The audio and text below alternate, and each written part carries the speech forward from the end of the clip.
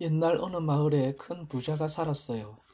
그런데 어느 날 불이 나서 큰 집과 재산을 모두 잃고 숲속에 있는 작은 오두막집 한 채만 달랑 남게 되었어요.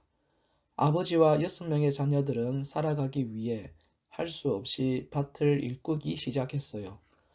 모두 밭일을 처음 해보았기 때문에 너무나 힘들어했어요. 그러나 상냥한 막내딸 뷰티는 언제나 생글생글 웃는 얼굴로 아버지를 도왔어요. 어느 날 오래전에 외국에 나갔던 아버지의 배가 물건을 다 팔고 돌아온다는 기쁜 소식이 전해졌어요. 정말 꿈만 같구나. 아버지는 무척 기뻐하며 항구로 배가 들어오는 것을 보러 갔어요. 뷰티의 언니, 오빠들은 이제 이 가난한 생활에서 벗어날 수 있다는 생각에 기뻐하며 아버지에게 보석과 멋진 옷을 사달라고 쫄랐어요. 아버지는 모두 사주겠다고 약속했어요. 그러나 막내인 뷰티는 욕심이 없었어요. 오빠와 언니의 선물만으로도 말이 가득 찰 테니까 저는 장미꽃 한 송이만 가져다 주세요. 다녀오세요. 아버지는 말을 타고 항구로 떠났어요. 그러나 막상 항구에 도착해 보니 물건 판 돈을 가지고 오던 사람이 해적을 만나 돈을 모두 빼앗겼다는 것이었어요. 아버지는 무척 실망했어요. 게다가 집으로 돌아오는 길에 눈보라를 만나 숲속에서 길을 잃고 말았어요. 그런데 갑자기 눈앞에 눈이 하나도 쌓이지 않은 길이 나타났습니다. 아버지는 그 길을 따라갔어요. 그곳에는 멋진 성이 있었어요. 아버지는 무엇에 홀린 듯 말을 몰아 성 안으로 들어갔어요. 여보세요. 아무도 안 계십니까? 몇 번이나 큰 소리로 불러보았지만 성 안에서는 아무 대답도 없었어요. 안으로 들어간 아버지는 식탁 위에 맛있는 음식이 가득 차려져 있는 것을 보았어요. 너무나 배가 고팠던 아버지는 생각할 겨를도 없이 음식들을 먹기 시작했어요. 아, 배부르다. 음식을 다 먹었는데도 누구 하나 나타나지 않았어요. 침실로 들어간 아버지는 피곤했던지 곧 잠이 들어버렸어요. 다음날 아침, 집으로 돌아가려고 성을 나오는데 정원에 예쁜 장미꽃이 피어 있었어요. 그래, 뷰티의 선물로 한 송이만 가져가자. 아버지는 장미꽃을 한 송이 꺾었어요. 바로 그때였습니다. 어흥, 어이쿠. 아버지는 무시무시한 소리에 깜짝 놀랐어요. 그때 아버지 앞에 야수가 나타났어요. 맛있는 음식과 잠자리를 마련해 주었더니 허락도 없이 내 소중한 장미를 훔쳐가? 이런 괘씸한 녀석 같으니라고 용서할 수 없다. 아버지는 무릎을 꿇고 빌었어요. 막내딸 뷰티가 장미꽃 한 송이만 가져다 달라고 하기에 그만 아무 생각 없이 꺾고 말았습니다. 용서해 주십시오. 안 돼. 그냥 용서할 수는 없어. 단, 너의 딸을 내게 준다면 용서해 주지. 하지만 억지로 데려오는 것은 안 된다. 스스로 선택해서 올 수 있는 용기 있는 딸을 데려오너라. 아버지는 야수의 말을 가만히 듣고 있었어요. 만약 딸을 데려오지 않으면 너는 목숨을 잃게 될 거야. 자, 방 안에 있는 보석을 원하는 만큼 가지고 떠나도록 해라. 아버지는 보석을 말에 가득 싣고 장미꽃 한 송이를 소중히 가슴에 품었어요. 그리고 집으로 향했어요. 얘들아, 다녀왔다. 아버지는 성에서 가져온 보석을 아들, 딸들에게 나누어 주었어요. 그리고 성에서 있었던 일을 말했어요. 뭐라고요?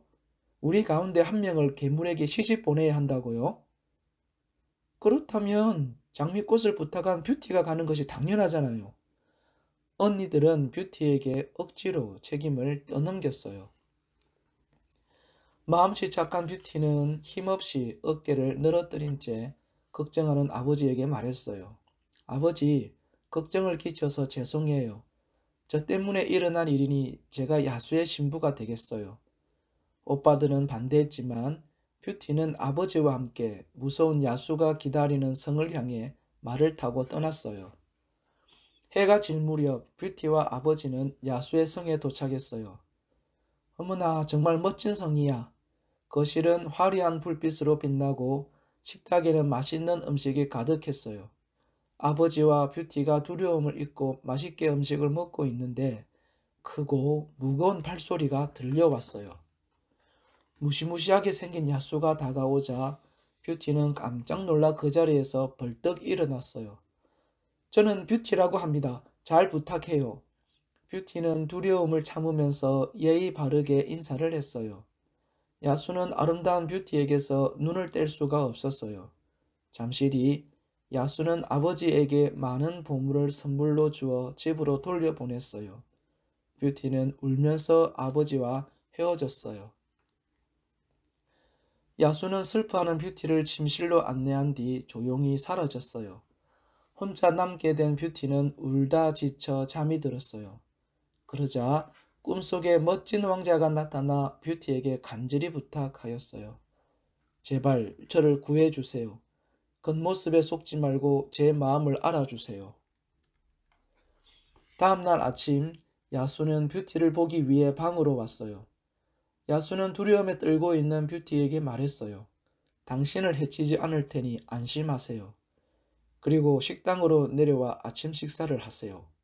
부드럽게 미소 짓는 야수를 보고 뷰티는 생각했어요. 속마음은 따뜻한 분이구나.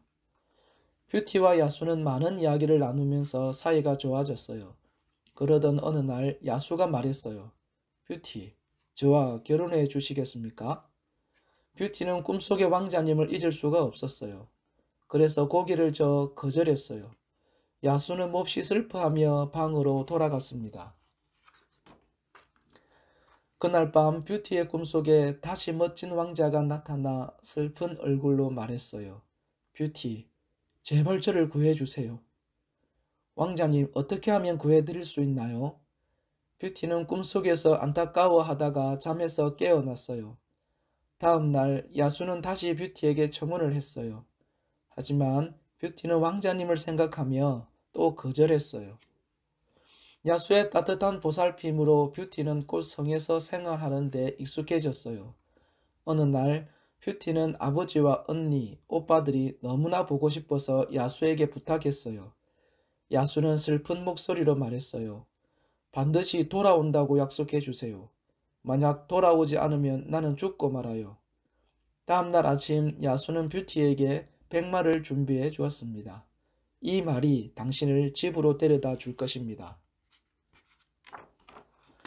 말은 곧장 마을을 향해 달려갔어요. 그리고 아주 훌륭한 저택 앞에서 멈추어 섰어요. 야수가 준 보물로 가족들은 부자가 되어 있었던 것이에요. 모두들 뷰티를 반갑게 맞아 주었습니다. 뷰티는 행복하게 살고 있는 가족들을 보니 기뻤어요. 뷰티는 하루하루 시간 가는 줄 모르고 즐겁게 지냈어요. 어느 날 뷰티는 야수가 고통스러워하는 꿈을 꾸다가 잠에서 깨어났어요. 이걸 어쩌지? 다시 돌아가겠다는 약속을 그만 잊어버리고 있었네. 뷰티가 돌아가겠다고 하자 가족들이 뷰티를 말렸어요. 야수에게 돌아가면 넌 불행해질 거야. 뷰티는 언니들이 말리는 것을 뿌리치고 서둘러 성으로 돌아갔어요. 뷰티는 차가운 바닥에 쓰러져 있는 야수를 발견했어요. 야수는 몹시 여위어 죽어가고 있었어요. 미안해요. 당신과의 약속을 지키지 않아 당신이 이렇게 되었군요. 무서운 모습을 하고 있지만 마음은 누구보다 따뜻한 분인데 당신을 사랑해요. 제발 죽지 마세요. 뷰티의 눈물이 야수의 얼굴에 방울방울 떨어졌어요. 뷰티의 맑은 눈물방울이 얼굴에 닿자 야수는 다시 깨어났어요. 야수는 뷰티를 보더니 힘없는 목소리로 말했어요. 뷰티, 돌아와 주었군요. 나와 결혼해 주시겠습니까? 뷰티는 고개를 끄덕였어요. 그러자 갑자기 야수의 몸이 환하게 빛나더니 꿈속에서 보았던 멋진 왕자로 변했어요. 뷰티 고마워요. 나는 나쁜 마법사의 저주로 야수가 되었던 거예요.